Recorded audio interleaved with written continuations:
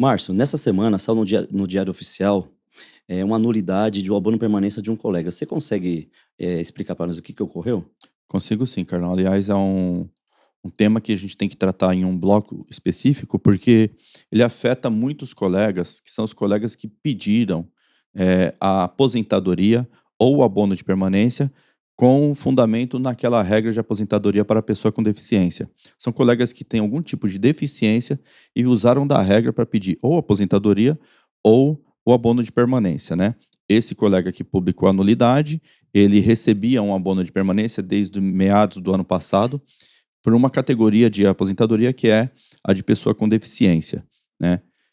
Qual que foi o problema? Quando concederam o abono de permanência para ele, o Carlão, lá em 2022, a Prefeitura de São Paulo, ela não seguia uma norma federal que trata das regras previdenciárias que foram instituídas pela Emenda 103.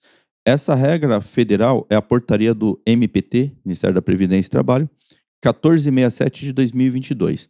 É uma portaria que ela é direcionada ao governo federal, aos governos estaduais e aos governos municipais. Ela é direcionada a todos esses entes, desde que tenha o regime próprio de previdência social. Então, ela regula o regime próprio de previdência social de todos os entes brasileiros que têm o RPPS, certo?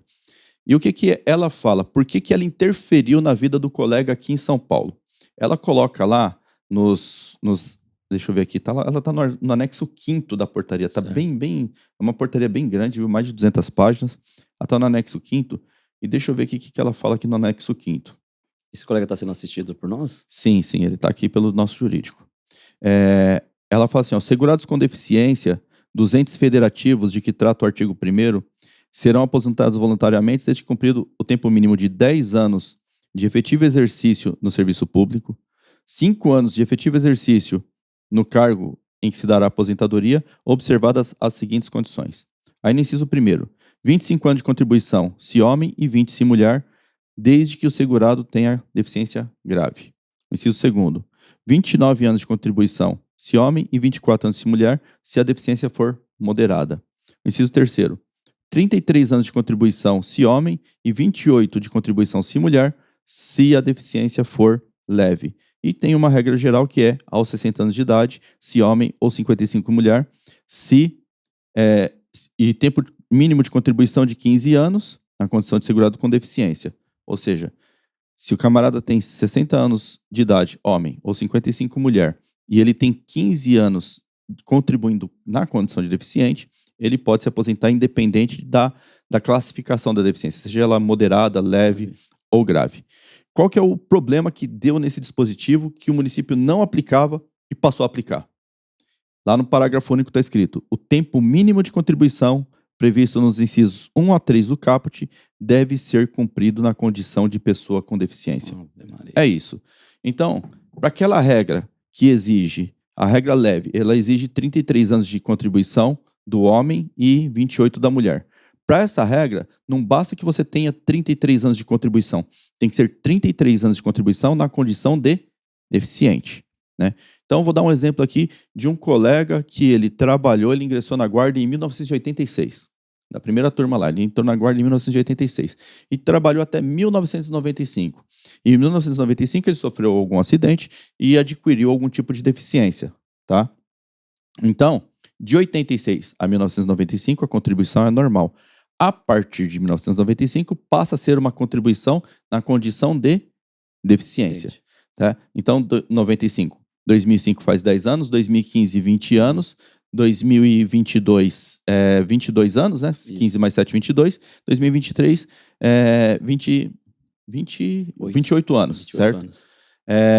Com 28 anos, ele ainda não atinge a regra que pede 33. Então, tem que ter a contribuição total na condição de deficiente. Foi por isso que afetou a vida do colega. Porque, salvo engano, acho que a deficiência dele foi laudada, teve o laudo lá a partir de 2004. 2004 para 2024, vamos fazer 20 anos. Tem 19 ainda. Então, ele não atinge ainda lá o tempo mínimo lá que exige, que se for uma deficiência grave é 25 anos. Né? Então, por isso que afetou. O município de São Paulo não aplicava essa norma. Não aplicava. Tanto que quando o colega fez o pedido, foi concedido a ele o abono de permanência, E porque eles observavam o seguinte: tem mais de 33 anos de contribuição, não se verifica quanto tempo tem de contribuição na condição de deficiente, Gente, porque ele já atingiu lá os 33, 3 anos. 33 anos de contribuição, que é o teto, né, para a regra. Só que, depois que publicou lá o pedido dele de abono de permanência por pessoa com deficiência, nós mesmos recomendamos às pessoas com deficiência que tenham laudo, que façam o pedido. Se tem lá a contribuição, tem o laudo, faça o pedido.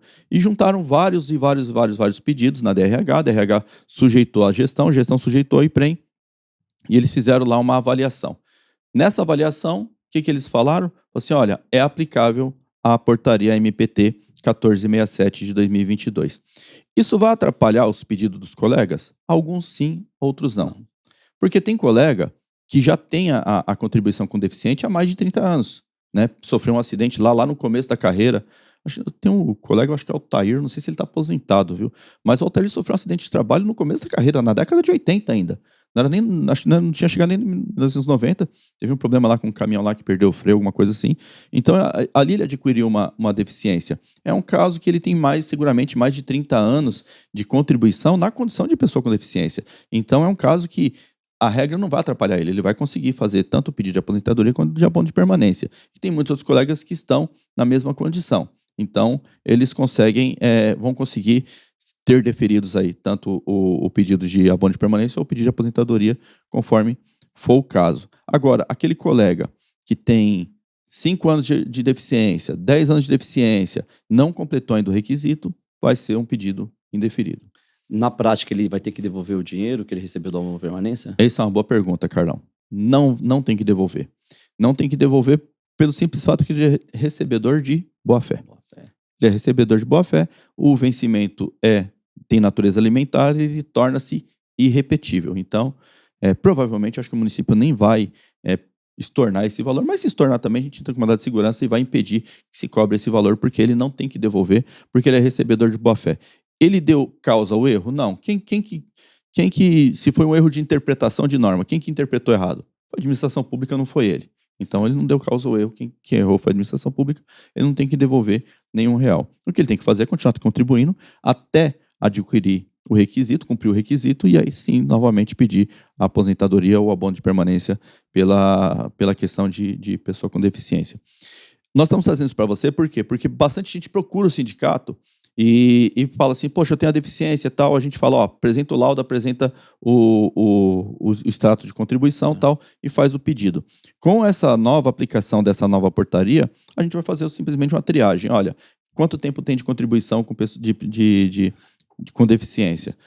O seu laudo, ele está classificado como leve, moderado ou grave? Se está classificado, já facilita a vida. Se não tiver classificado, tem que pedir para que se classifique, né? Aí diminui o tempo de contribuição. Então, na verdade, o que eles estão fazendo é tornando um pouquinho mais dura uma regra que já serve para facilitar aí a vida do servidor público que tem deficiência.